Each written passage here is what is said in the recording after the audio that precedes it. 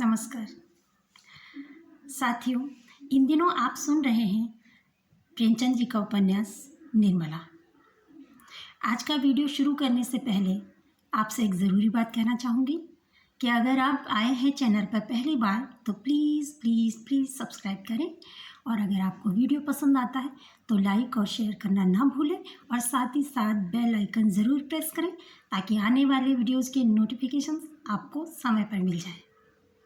तो चलिए शुरू करते हैं निर्मला का अगला भाग।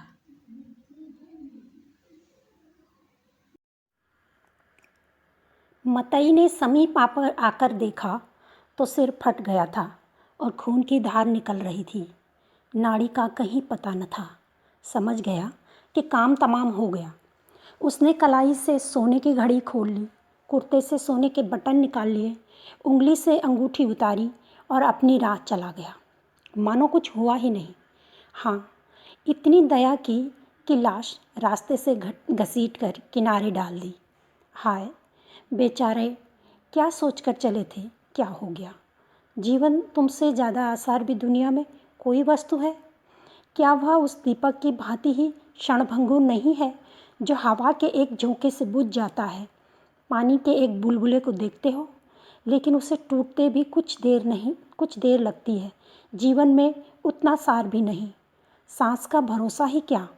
और इसी नश्वरता पर हम अभिलाषाओं के कितने विशाल भवन बनाते हैं, नहीं जानते नीचे जाने वाली सांस ऊपर आएगी या नहीं, पर सोचते इतनी दूर की हैं मानो हम अमर हैं।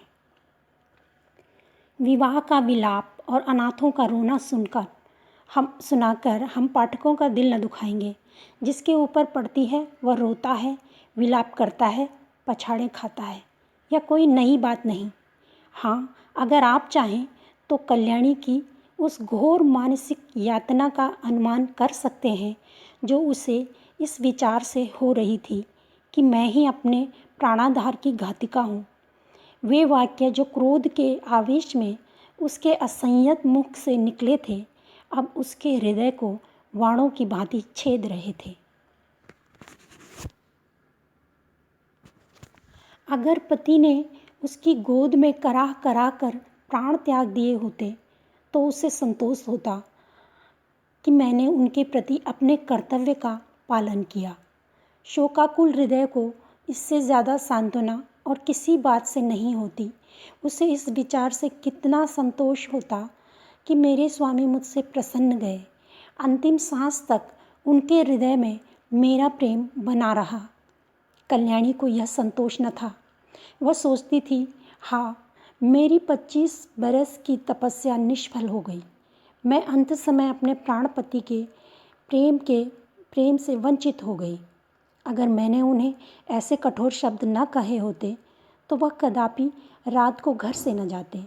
न जाने उनके मन में क्या क्या विचार आए होंगे। उनके मनोभावों की कल्पना करके और अपने अपराध को बढ़ा बढ़ा कर वह आठों पहर कुढ़ती रहती थी। जिन बच्चों पर वह प्राण देती थी, अब उनकी सूरत से चिढ़ती। उन्हीं के कारण मुझे अपने स्वामी से रार मोल लेनी पड़ी। यही मेरे शत्रु हैं। जहाँ आठों पहर कचहरी सी लगी रहती थी, वहाँ अब खाक उड़ती थी। अब मेला ही उठ गया। जब खिलाने वाला ही ना रहा तो खाने वाले कैसे पड़े रहते। धीरे धीरे 1 महीने के अंदर सभी भांजे भतीजे विदा हो गए। जिनका दावा था कि हम पानी की जगह खून बहाने वालों में हैं, वे ऐसा सरपट भागे कि पीछे फिर कर भी न देखा। दुनिया ही दूसरी हो गई।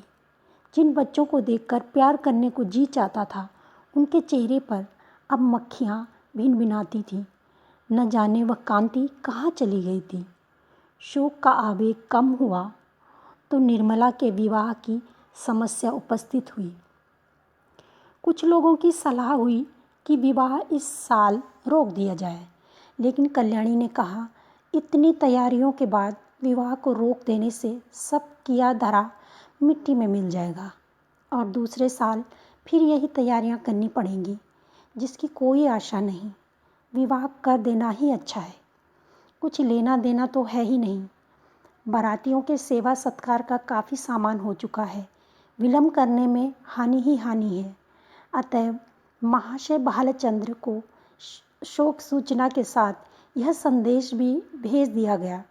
कल्याणी ने अपने पत्र में लिखा, इस अनाथिनी पर दया कीजिए और डूबती हुई नाव को पार लगाइए।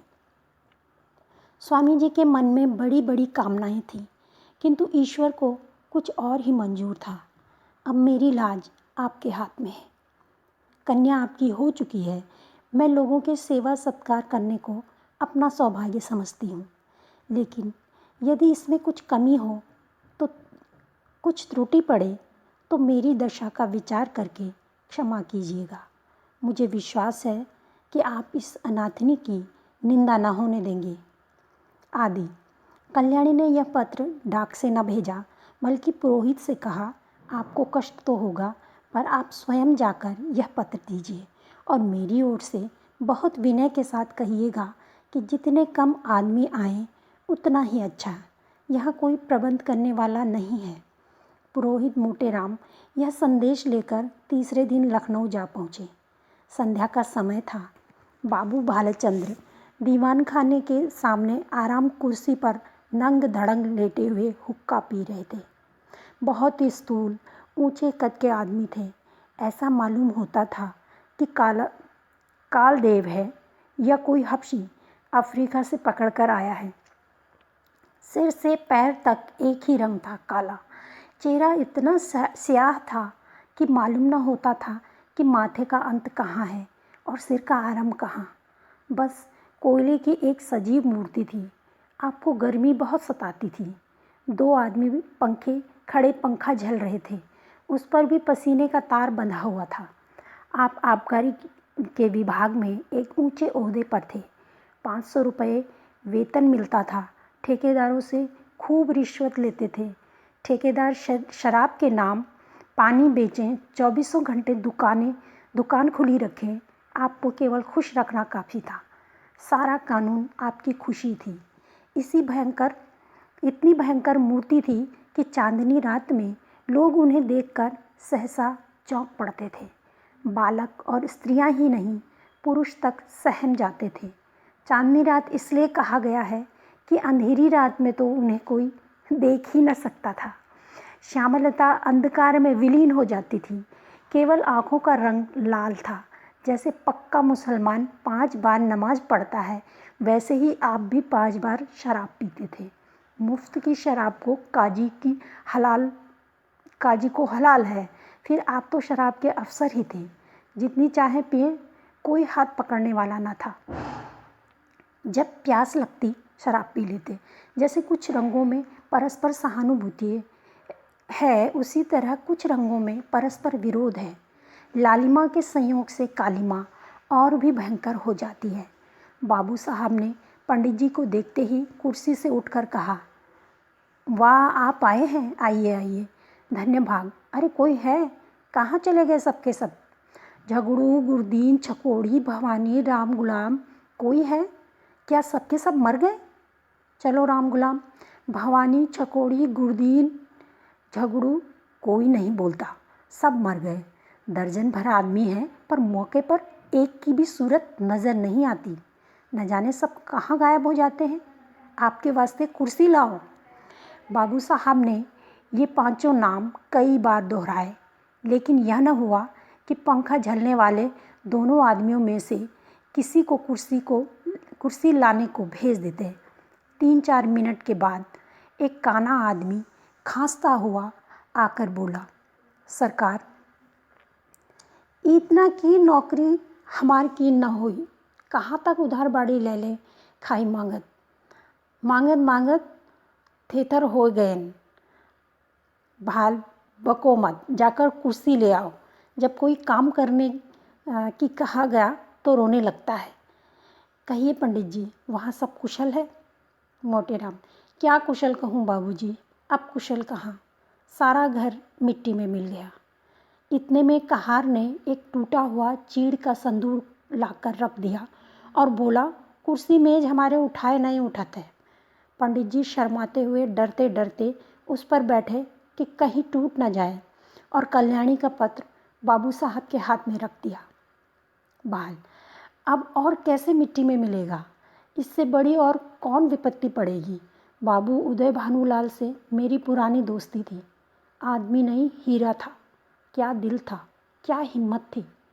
आंखें पोंछकर, मेरा तो जैसे दाहिना हाथ ही कट गया। विश्वास मानिए, जब से यह खबर सुनी है आंखों में अंधेरा सा छा गया है। खाने बैठता हूँ तो कौर मुंह में नहीं जाता। उनकी सूरत आंखों के सामने खड़ी रहती है। मुंह जूठा करके उठ जाता हूँ। किसी काम में दिल नहीं लगता। भाई के मरने का रंज भी इससे कम ही होता है। आदमी नहीं, हीरा था, हीरा। मोटे, सरकार, नगर में अब ऐसा कोई रईस नहीं रहा। माल, मैं खूब जानता हूँ पंडित जी, आप मुझसे क्या कहते हैं। ऐसा आदमी 1,00,000-2,00,000 में एक होता है। जितना मैं उनको जानता था उतना दूसरा नहीं जान सकता। 2 ही 3 बार की मुलाकात में उनका भक्त हो गया और मरते दम तक रहूँगा। आप समदीन साहब से कह दीजिएगा मुझे दिली रंज है। मोटे, आपसे ऐसी ही आशा थी। आप जैसे सज्जनों के दर्शन दुर्लभ हैं। नहीं तो आज कौन बिना दहेज के पुत्र का विवाह करता है। बाल, महाराज, दहेज की बातचीत ऐसे सत्यवादी पुरुषों से नहीं की जाती। उनसे संबंध हो जाना ही लाख रुपए के बराबर है। मैं इसी को अपना अहोभाग्य समझता हूँ। हाँ, इतनी उदार आत्मा थी। रुपए को तो उन्होंने कुछ समझा ही नहीं। तिनके के बराबर भी परवाह नहीं की। बुरा रिवाज है, बेहद बुरा। मेरा बस चले तो दहेज लेने वालों और दहेज देने वालों दोनों को ही गोली मार दूँ। हाँ साहब, साफ गोली मार दूँ, फिर चाहे फांसी ही क्यों ना हो जाए। पूछो, आप लड़के का विवाह करते हैं कि उसे बेचते हैं? अगर आपको लड़के की शादी में दिल खोलकर खर्च करने का अरमान है तो शौक के खर्च कीजिए, लेकिन जो कुछ कीजिए अपने बल पर। यह क्या कि कन्या के पिता का गला रेती है। नीचता है जी, घोर नीचता। मेरा बस चले तो इन पाजियों को गोली मार दूं। मोटे, धन्य हो सरकार, भगवान ने आपको बड़ी बुद्धि दी है। यह धर्म का प्रताप है। मालकिन की इच्छा है कि विवाह का मुहूर्त वही रहे, और तो उन्होंने सारी बातें पत्र में लिख दी हैं। बस अब आप ही उबारें तो हम उबर सकते हैं। इस तरह तो बारात में जितने सज्जन आएंगे उनकी सेवा सत्कार हम करेंगे ही, लेकिन परिस्थिति अब बहुत बदल गई है। कोई करने धरने वाला नहीं है। बस ऐसी बात कीजिए कि वकील साहब के नाम पर बट्टा न लगे। भालचंद्र 1 मिनट तक आंखें बंद किए बैठे रहे, फिर एक लंबी सांस खींचकर बोले, ईश्वर को मंजूर ही न था कि वह लक्ष्मी मेरे घर आती, तो क्या यह वज्र गिरता। सारे मंसूबे खाक में मिल गए। फूला न समाता था कि वह शुभ अवसर निकट आ रहा है, पर क्या जानता था कि ईश्वर के दरबार में कुछ और षड्यंत्र रचा जा रहा है। मरने वाले की याद ही रुलाने के लिए काफ़ी है। उसे देखकर तो जख्म और भी हरा हो जाएगा। उस दशा में न जाने क्या कर बैठूं। इसे गुण समझिए चाहे दोष, कि जिससे एक बार मेरी घनिष्ठता हो गई फिर उसकी याद चित्त से नहीं उतरती। अभी तो खैर इतना ही है, उनकी सूरत आँखों के सामने नाचती रहती है, लेकिन यदि वह कन्या घर में आ गई तब मेरा जिंदा रहना कठिन हो जाएगा। सच मानिए, रोते रोते मेरी आंखें फूट जाएंगी। जानता हूँ रोना धोना व्यर्थ है। जो मर गया वो लौटकर नहीं आ सकता। सब्र करने के सिवाय और कोई उपाय नहीं, लेकिन दिल से मजबूर हूँ। उस अनाथ बालिका को देखकर मेरा कलेजा फट जाएगा।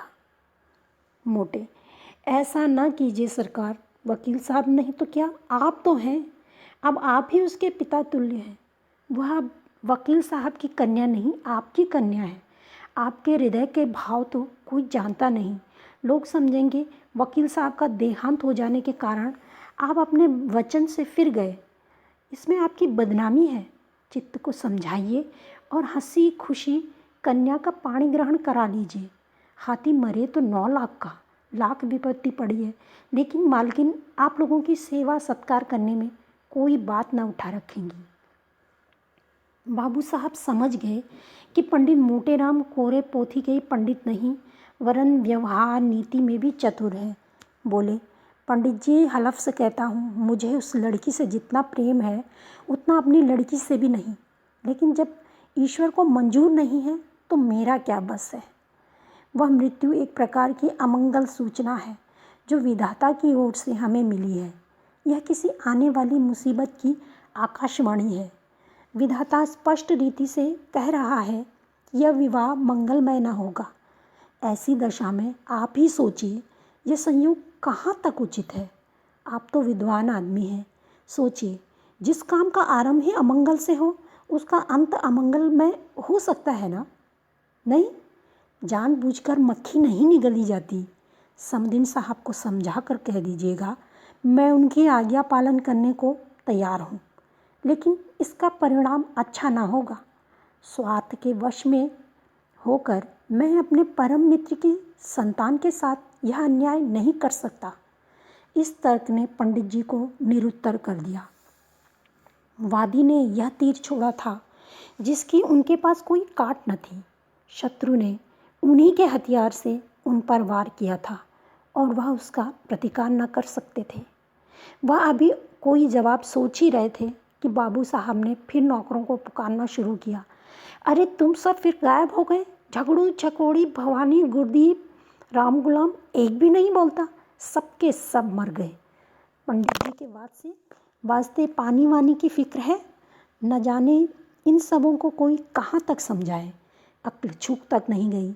देख रहे हैं कि एक महाशय दूर से थके मांदे चले आ रहे हैं, पर किसी को जरा भी परवाह नहीं। लाओ पानी वानी रखो। पंडित जी, आपके लिए शरबत मंगवाऊं या फलाहारी मिठाई मंगवा दूं?